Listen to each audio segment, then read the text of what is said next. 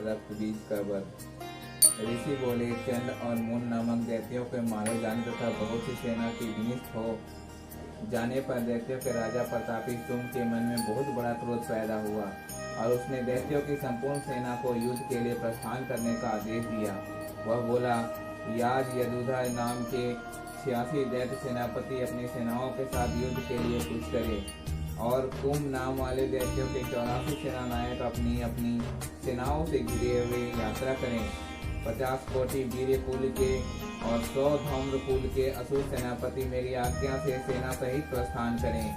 कालक द्रौद मौर्य और कालिक के असुर भी लड़ाई के लिए तैयार हो मेरी आज्ञा से तुरंत प्रस्थान करें। भयानक शासन करने वाले असुराज शंभु इस प्रकार आज्ञा दे सहस्त्र बड़ी बड़ी सेनाओं के साथ युद्ध के लिए प्रस्तुत हुआ। उसकी अत्यंत भयंकर सेना को आती देख चंडिका ने अपने धनुष की टंकार से पृथ्वी और आकाश के बीच का भाग गुंजा दिया। राजन तदंतर देवी के सिंह ने बड़े जोर से दहाड़ना आरंभ किया और अंबिका ने घंटे की आवाज से उसने नाच की ओर और अधिक बढ़ा दिया। धनुष की टंकार, सिंह की दहाड़, घंटे की ध्वनि से संपूर्ण दिशाएं गूंज उठी। उस भयंकर शब्द से काली अपने विकराल मुख और बढ़ा लिया और इस प्रकार से विजयनी हुई। उस तमुल घोष को सुनकर दैत्यों की सेनाओं ने चारों ओर से आकर चंडिका देवी, सिंह तथा काली देवी को क्रोधपूर्वक घेर लिया। राजन, इस बीच में असुरों का विनाश तथा देवताओं को बुद्ध के लिए ब्रह्मा, शिव, कार्तिकेय, विष्णु तथा इन आदि देवी के शक्तियों जो अत्यंत पराक्रम और बल से संपन्न थीं, उनके शरीरों से निकलकर उन्हीं के रूप में चंडिका देवी के पास गईं। जिस देवता का जैसा रूप वैसी वेशभूषा और जैसी सवारी, ठीक वैसे ही साधनों से संपन्न हो उसकी शक्ति असुरों से युद्ध करने के लिए आई। सबसे पहले हंसयुक्त विमान पर बैठी हुई अक्षसूत्र और कमंडल से शोभमान ब्रह्मा जी की शक्ति उपस्थित हुई, जिसे ब्रह्मानी कहते हैं। महादेव जी की शक्ति वृषभ पर आरूढ़ हो, हाथों में श्रेष्ठ त्रिशूल धारण किए, महानाग का कंकन पहने, मस्तक में चंद्र रेखा से विभूषित हो वहां पहुंची। कार्तिकेय जी की शक्ति रूप जगदम्बिका उन्हीं के रूप धारण किए श्रेष्ठ मयूर पर विराजमान हो, हाथ में शक्ति लिए दैत्यों से युद्ध करने के लिए आई। इस प्रकार भगवान विष्णु की शक्ति गरुड़ पर आरूढ़ हो, शंख, चक्र, गदा, सदके धनुष और खड्ग धारण किए हुए वहां आई। अनुपम यज्ञ 12 का रूप धारण किए हुए करने वाले श्री हरि की शक्ति से वराह शरीर धारण करके वहां उपस्थित हुई। नरसिंह शक्ति भाप नरसिंह की सदृश शरीर धारण करके वहां आई। उनकी गर्दनों को बाल को झटके से आकाश के तारे बिखर पड़ते थे। इस प्रकार इंद्र की शक्ति वज्र हाथ के साधे गजराज रावत पर आसन हो आई। उसके सहस्त्र नेत्र थे, जैसे इंद्र का रूप हो वैसे ही उसका भी था। तदंतर उन देवी एवं देव शक्तियों से घिरे हुए महादेव जी ने चंडिका से कहा, मेरी संतुष्टि के लिए तुम शीघ्र ही असुरों का विनाश करो। तब देवी के शरीर से अत्यंत भयानक और परम उग्र चंडिका शक्ति उत्पन्न हुई, जो सैकड़ों गीदड़ियों के भांति शब्द करने लगी। उस अपराजिता देवी ने धूमिल जटा वाली महादेव जी से कहा, भगवान आप सुम निसुम के पास दूध बनकर जाइए और उन अत्यंत घमंडी दानव सुम और निसुम से कहिए, साथ ही उनके अतिरिक्त भी जो भी दानव युद्ध के लिए वहाँ उपस्थित हों उनको भी यह संदेश दीजिए, दैत्यों यदि तुम जीवित रहना चाहते हो तो पाताल को वापस चले जाओ।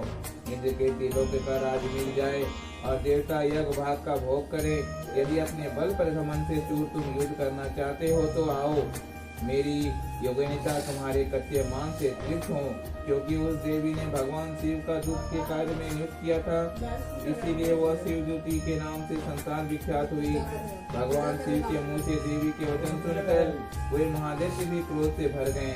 जहाँ कात्यायनी विराजमान थी और बढ़े थे, उसके दैत्य क्रोध में भरकर पहले ही देवी के ऊपर बाण शक्ति और दृष्टि के अनेक अस्त्रों को वर्षा करने लगी। तब देवी ने खेल खेल में ही धनुष की टंकार और उससे छोड़े हुए बाण द्वारा दैत्यों के चलाए हुए बाण शक्ति और ठासों को काट डाला। फिर काली उनके आगे शत्रुओं का शूल प्रहार से विजय करने लगी और खड्गवांग से उनका कचूमर निकालते हुए रणस्थली में विचरने लगी। ब्रह्मा ने भी जिस ओर जाती उसी से अपने कमंडल का जल छिड़कर शत्रुओं का ओजर प्रगम को नष्ट कर देती। माहेश्वरी ने त्रिशूल से वैष्णवी चक्र और अत्यंत क्रोध में विहाल हुई कामन कार्तिकेय की शक्ति ने दैत्यों का संहार आरंभ किया। इंद्र शक्ति से प्रहार से आहत हो सैकड़ों दैत्य दानव विद्युत धारा बहाते हुए धाराशाही हो गए। वाराही शक्ति ने कितने को अपनी थोतन की मार से नष्ट किया। दाढ़ों के अग्रिम भाग से कितनों की छाती फाड़ डाली और कितने ही दैत्य चक्र की चोट से विदित हो गए। नरसिंही ने भी दूसरे महादैत्यों को अपने नखों से विदिन करके खाते हुए सिंहनाथ से दिशाओं एवं आकाश को घूमती हुई युद्ध क्षेत्र में आवाज विचरने लगी। शिवज्योति के प्रत्यक्ष अट्टहास से अत्यंत भयभीत हो कितने ही असुर पृथ्वी पर गिर पड़े। उन्हें शिवज्योति ने उसी समय अपना ग्रास बना लिया। इस प्रकार क्रोध में भरे मातृगणों के नाना प्रकार के उपाय बड़े बड़े असुरों को मर्दन देख दैत्य सैनिक भाग खड़े हुए। मातृगणों से पीड़ित दैत्यों का युद्ध से भागते हुए देख रक्तबीज नाम का महादैत्य कुपित हो युद्ध के लिए आगे बढ़ा। उसके शरीर से जब रक्त की बूंद पृथ्वी पर गिरती तब उसके समान शक्तिशाली दूसरा महादैत्य पृथ्वी पर पैदा हो जाता। महाविश्वर रक्तबीज के हाथ से में गदा लेकर इंद्र शक्ति के साथ युद्ध करने लगा। तब इंद्र ने अपने वज्र से रक्तबीज को मारा। वज्र से घायल होने पर उसके शरीर से रक्त बहने लगा। उसी के समान रूप तथा बल योद्धा वाले उत्पन्न होने लगे। उनके शरीर से खून की जितनी बूंदें गिरी उतने ही दैत्य उत्पन्न हो गए।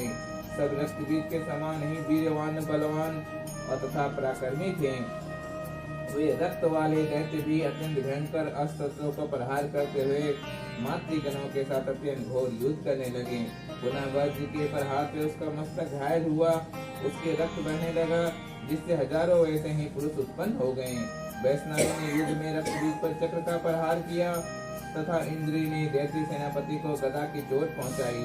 वैष्णवी के चक्र से घायल होने पर उसके शरीर से जो रक्त बहा उसी के बराबर आकार वाले सहस्त्रों महादैत्य प्रकट हुए। उनके द्वारा संपूर्ण जगत व्याप्त हो गया। कौमरी ने शक्ति से, वाराही ने खड़ग से और महेश्वरी ने त्रिशूल से महादैत्य रक्तबीज को घायल कर दिया। इन महादैत्य रक्तबीज ने भी क्रोध में भरकर गदा से सभी मातृ शक्तियों पर पृथक पृथक प्रहार किया। शक्ति और सूर्य आदि अनेक बार घायल होने पर भी जब उनके शरीर से रक्त की धारा पृथ्वी पर गिरी उससे भी सैकड़ों असुर उत्पन्न हुए। इस प्रकार उस महादैत्य के रक्त से प्रकट हुए असुरों का द्वारा संपूर्ण जगत व्याप्त हो गया। उस देवता के आतंकित हो इससे देवता आतंकित होते। देवताओं को दास देव चंडिका ने काली से शीघ्रता पूर्वक कहा, चामुंडी तुम अपने मुख को और भी विस्तृत करो और मेरे शस्त्रपात से गिरने वाले रक्त बिंदुओं को, उनसे उत्पन्न होने वाले महादैत्यों को तुम इस उतवाले मुख में खा जाओ। इस प्रकार रक्त से उत्पन्न होने वाले महादैत्य का भक्षण करते हुए तुम रण में विचरती रहो। ऐसा करने से उस दैत्य का सारा रक्त समाप्त हो जाने पर स्वयं ही नष्ट हो जाएगा। इन भयंकर दैत्यों को जब तुम खा जाओगे तो दूसरे नए दैत्य उत्पन्न नहीं हो सकेंगे। यो कहकर चंडिका ने देवी ने शूल में रक्तबीज को मारा और काली ने अपने मुख में उसका सारा रक्त ग्रहण कर लिया। तब उस चंडिके पर गदा प्रहार किया, किंतु उस गदा पात से देवी को तनिक भी वेदना नहीं हुई। रक्तबीज के घायल होने पर घायल शरीर से बहुत सारा रक्त गिरा, किंतु जो ही वह गिरा त्यों ही चामुंडा ने उसे अपने मुख में ले लिया। रक्त गिरने से काली का मुख महादैत्य उत्पन्न हुए, उन्हें भी यह चट कर गई।